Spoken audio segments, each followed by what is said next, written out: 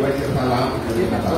আজকের মঞ্চের সম্মানিত সভাপতি, মঞ্চপ্রবিষ্ট চা বাগানের আমাদের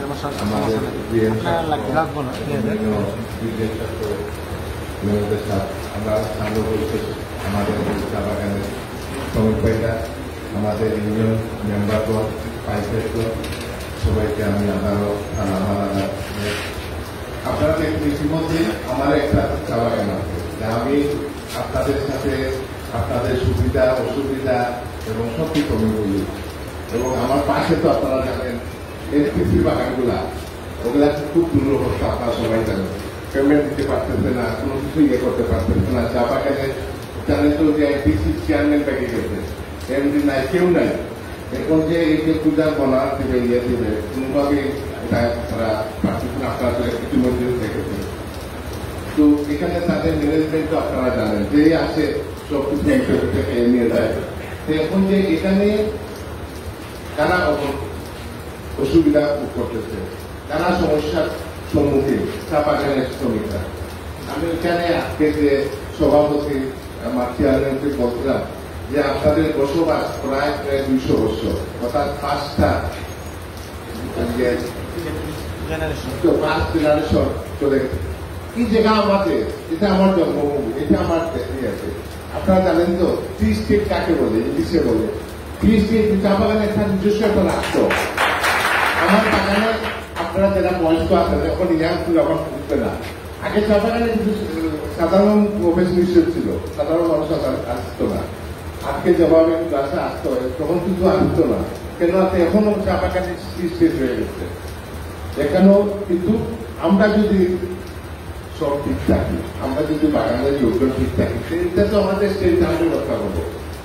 এই চা বাগানে আপনার এই যে মনে হয় আজকে আমরা রাজঘাটে আছি, রাজঘাটে কত একর জায়গা, কত রাজঘাট 3000। আচ্ছা, 3000 একর জায়গা কারা পাকাতে? আমরা না। এই আমার বাগানের যারা শ্রমিক আছে তারাই তো আমরা করতে, আমরা নিজেরা গাছপালা ফ্যাক্টরি সব কিছু যদি রক্ষা করতে পারি, আর আমি আমার কর্ম করবো, এটা আমার কোনো সাহায্য লাগে নাকি? আমরা যদি আমি দুই একটি উদাহরণ দিই যে আমরা সুযোগ দিলে সুযোগ পেয়ে যাই। সারা বাংলাদেশের কথা যা হচ্ছে, শ্রীমঙ্গল কিছু হইতে একটা কিছু হইছে, কেউ কোন মন্দির মসজিদ আমি 5টা সব পাচ্ছি, শুধু তাই না। এই আমরা আমার জন্য তো আমি দেখি না, কোন বয়স্ক কেউ আছেন কি জানি না, যে কোনোদিন শুনছেন থানা পুলিশ বাড়তে, প্রশাসন বাড়তে। 7 দিন ছিল না আমাদের কোনো প্রশাসন ছিল না। সে সময় যদি আমি শ্রীমঙ্গলের জনসাধারণকে নিয়ে যদি শ্রীমঙ্গল কোনো কিছু হইতে পেয়ে পাই না, যে আমার পূজা করতে কিছু দরকার লাগে, আমাদের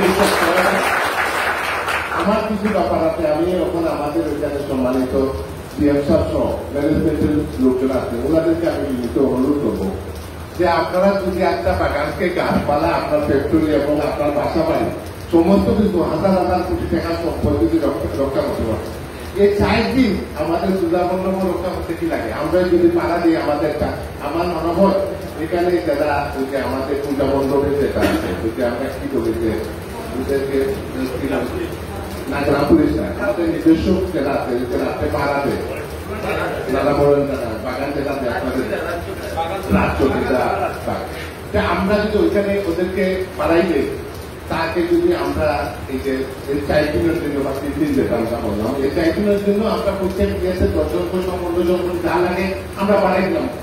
তা কিভাবে এই বাগানের যারা শক্তিশালী আছে, কোনো ঝামেলা করে না এবং একটু উদ্ধার থেকে রাখে, বয়স্ক লোকের উদ্ধার হয়, এরকম লোককে যদি আমার দায়িত্ব দেওয়ার কেউ দরকার আছে, আর এই বাগানে যারা আছে আমাদের একটু ছেলে দেবে বাইরে কোনো লোক, আমরা বাগান ম্যানেজমেন্টকে আমি অনুরোধ করবো ওইটা কত কোনো লোক বাগানে ঢুকতে দিবে না চাইবো।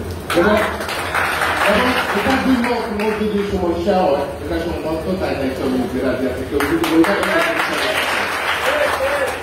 আমরা যদি সভ্য থাকি, আমি সবাইকে, আমি এখন আজকে বসবো, আমি সবার সাথে আলাপ করছি যে আমার বিশেষ করে আমাদের মেম্বার ভাই আছে, ইউনিয়ন মেম্বার ভাইরা আছে, চেয়ারম্যান সহ, এবং আমাদের যে পঞ্চায়েতের যারা আছেন এরা শুক্রবারেও আপনাদের মিটিং মনে হয় মঙ্গলে আমি অলরেডি 11টার মিটিং রাখতেন, সেখানেও আমরা আলাপ করবো আপনাদের সাথে। আমরা এটা নিয়ে আমার কোনো চিন্তা নাই যদি আমরা অ্যাক্টিভ থাকি, তাহলে বহিরাগত কোনো লোক যদি না আসে আমার বাগানের ভিতরে তাহলে আমাদের কোনো সমস্যা আছে না। তাহলে আমি ওই জিনিসটি নিশ্চিত করবো, আমরা প্রশাসনে ওদেরকে বলে দেবো তারা যেন তারা নিশ্চিত করেন যে কোনো বহিরাগত লোক মোটরসাইকেল লইয়া গাড়ি লইয়া কোনোভাবেই ঢুকতে পারবে না বাগানে যেতে। কেউ যদি দর্শনার্থী একটা শহরে আছে অনেক পূজা মণ্ডপ, সেখানে অনেক সুন্দর সুন্দর পূজা মণ্ডপ আছে, সেখানে দেখুন বাগানে ঢোকার কোনো সুযোগ নাই। এটা আমার মনে হয় আমাদের আছে পূজা কমিটি যারা আছে সম্মানিত নেতৃত্ব যারা আছেন আপনারা শ্রীমঙ্গলে এখন আপনারা পূজা কমিটি এই রেজলিউশনটা নেবেন যে বিশেষ করে আপনার শহরের বেলা বা সাধারণ ইউনিয়নের বেলা আপনাদের একরকম নিয়ম, আমাদের বেলা আমাদের বাগানে কোনো বহিরাগত লোক আমাদের বাগানে ঢুকতে পারবে না, যেটা আপনারা করবেন। এবং এটা বাস্তবায়নের দায়িত্ব আমি আপনাদেরকে করবো যে যাতে যত বড় হোক না কেন সে এখানে ঢুকতে পারবে না ইনশাল্লাহ।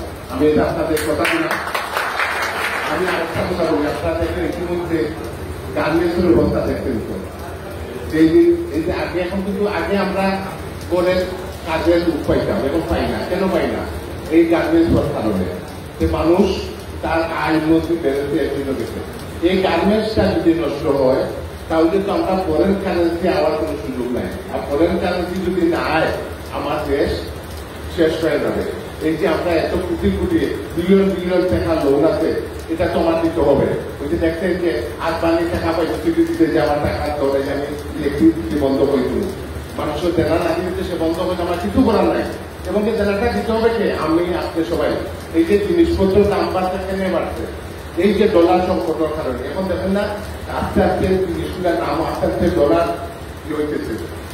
আমরা ধন্যবাদ জানাই উপদেষ্টাকে যে আমরা এমন একজন উপদেষ্টা পাইছি যা আটটা পৃথিবীর সবাই ছিল। আপনারা শুনছেন তো ইতিমধ্যে আটটা পৃথিবীর অফিসে কিটা লাগে, টাকা পয়সা লাগে, যা লাগে আমরা দেবো। সাহায্য হচ্ছে কোনো সাহায্য তখন আমরা সাহায্য নেওয়ার জন্য ইতিমধ্যে আমি শুনেছি যে আগে তো মনে হয় 500 কেজি করে দেওয়া হতো, এবার মনে হয় 50 কেজি না 750 কেজি, এবার এটা 500 কেজি এবার মনে হয় 750 কেজি দেওয়া হবে।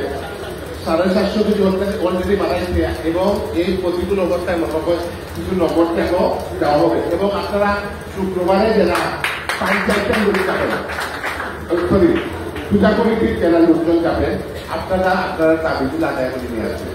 এখানে অলরেডি চিঠি দেওয়া হয়েছে পূজা কমিটিকে, নগদ টাকা দেওয়া হবে। অতএব এই ব্যাপারে আপনাদের সাহায্য সহযোগিতা করা দরকার। আমরা যখন সবচেয়ে বড় জিনিস শুধু আপনার একটু আগে আমাদের বিজিএম হিসাব বলতে যে ইতিমধ্যে প্রায় আমার মহিলার জেলার ভিতরে অনেকগুলা বাগান পেমেন্ট দিতে পারতেছে না।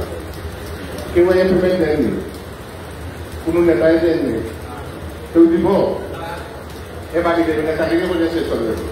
আমরা বাগানে যাতে এই অঞ্চলে কোনো সমস্যা না হয়, কোনো সমস্যা হলে আমরা বাগানের নিয়মতান্ত্রিকভাবে পঞ্চায়েত আছে, আমাদের লেবার সমিতি আছে এবং এজেন্ট আছে, আমরা বলি আলোচনার মাধ্যমে ডেভেলপমেন্ট করবো।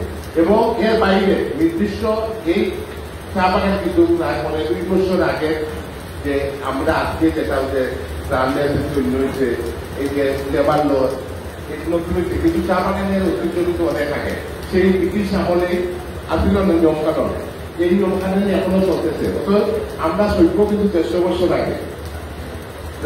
আগে নাই।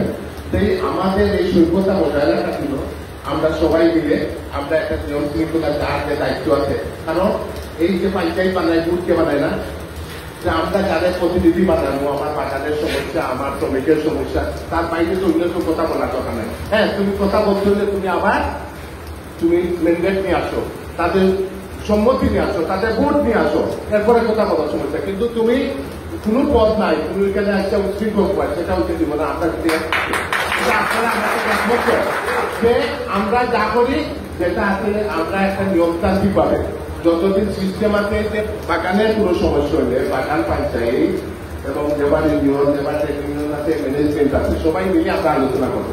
এর বাইরে আমরা কাউকে কোনো সুযোগ দিব না। আমরা এতে আমরা আছে শান্তি হবে আর আমাদের শিল্পটা থেকে হবে, যাতে জিনিসপত্র দাম দিয়ে বাড়ছে। 5 বছর আগে যে একটা চার রেখা ছিল, আজকে সেই চার রেখা কোন চা বাগানের মালিকের সাথে সরকার নাই, সরকারি নাই, কেউ বর্তমানে দিয়ে বাগান চালিয়ে করবে বলতে তারা যারা তারা একে পারতে না থাকে রাজ্যা ওই ঠিকানা তুই বাগান চালিয়ে খা। এনপিসি বাগান ওইটাই শেষ দেখতেন তো, এই সরকারি বাগানগুলো এতগুলো মানুষ ঘুরে যাবে। আমার এখানে আমার চা বাগান আছে আপনারা জানেন তো, একমাত্র এই এরিয়ার মাঝে এনপিসি মাঝখানে শুধু আমার বাগানে যারা শ্রমিকরা থেকে উল্টো পয়সা পায়, কেউ করতে পারবে না কোনোদিন, তাদের পূজার পান সবকিছু আমি দিই। এমনকি আমার এখানে বিশেষ ব্যবস্থা আমি এনজিওকে ঢুকতে দিই না।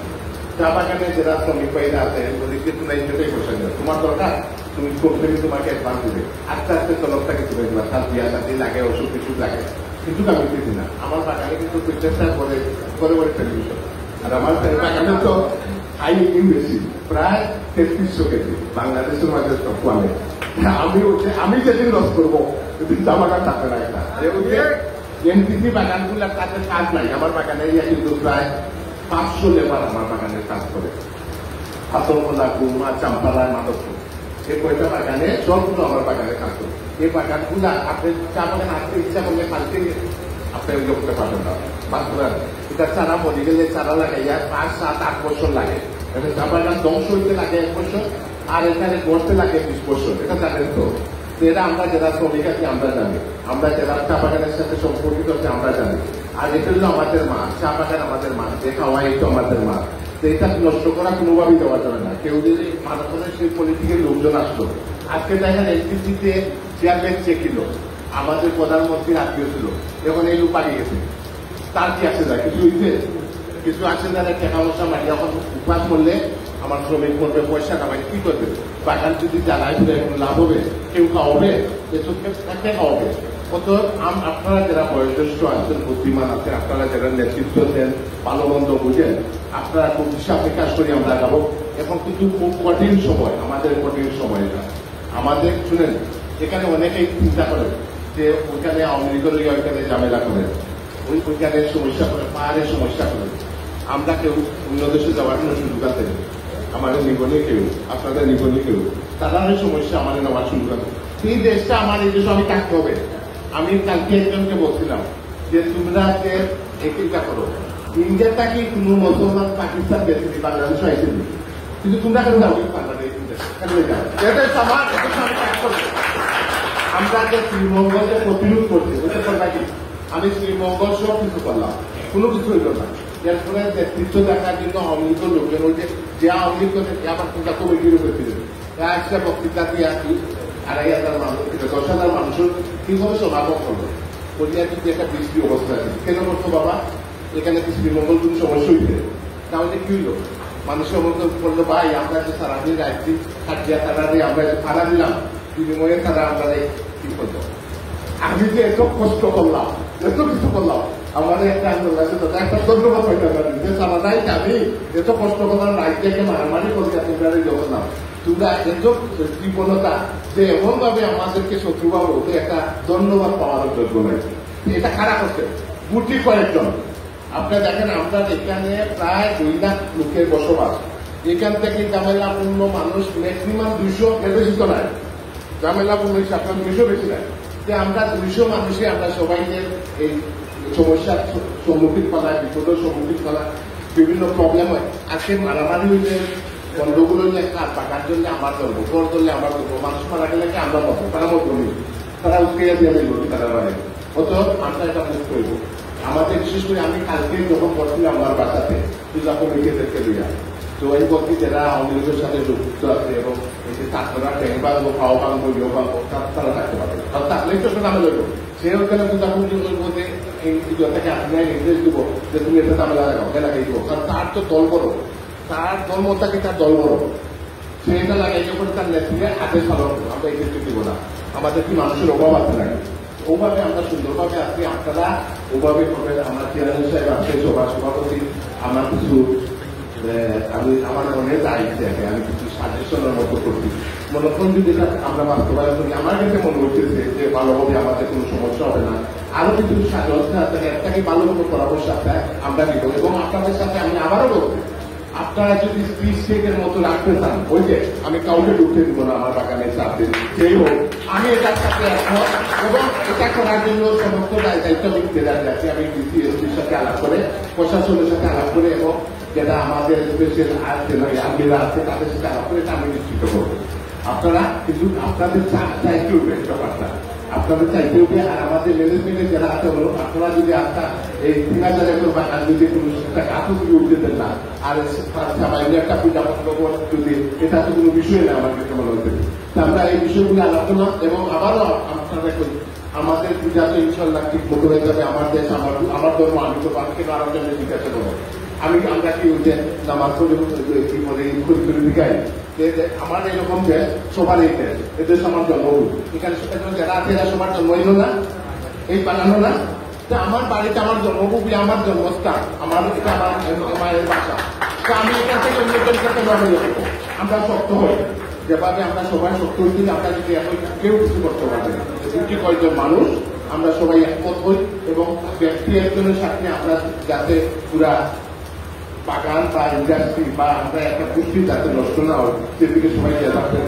এবং আবারও আমি আপনারা আজকে আমাকে আসার যে সুযোগ দিতেন এবং আপনাদের এই ধর্মীয় কাজে যদি আমি একটু সহযোগিতা করি, ধর্ম তো ভগবান বলেন, আল্লাহ বলেন, কথাটা একদম টাকার আমি আল্লাহ বলি, আপনার ভগবান বলেন, আমি নমাজ করি, আপনি পূজা করেন। পূজাটা হলো পবিত্র, কারণ আপনি পূজা যদি না করেন তা আপনার পাপ হবে, আর করলে পরে পূর্ণ হবে এবং এই পূর্ণতায় আপনি শান্তি পাবেন, অসুখ বিসুখ হবে না, আপনার শরীর ভালো থাকবে, হায়াত বাড়বে এবং পরিবার ভালো থাকবে, দেশ ভালো থাকবে, আমরা ভালো থাকবো। সবাইকে ধন্যবাদ। এবং আপনারা আমাদের আজকের সভাপতির মুখ থেকে আমি চাই যে উনার কিছু সহযোগিতার দরকার। আমরা বাগান ম্যানেজমেন্ট, ইন্ডিয়ান ম্যানেজমেন্ট সহ আপনারা যেভাবে সুবিধা পান, আমি কিছু কথা বললাম, আরো কিছু সহযোগিতা দরকার, আমরা এই সহযোগিতা করতে প্রস্তুত এবং সবাইকে ধন্যবাদ।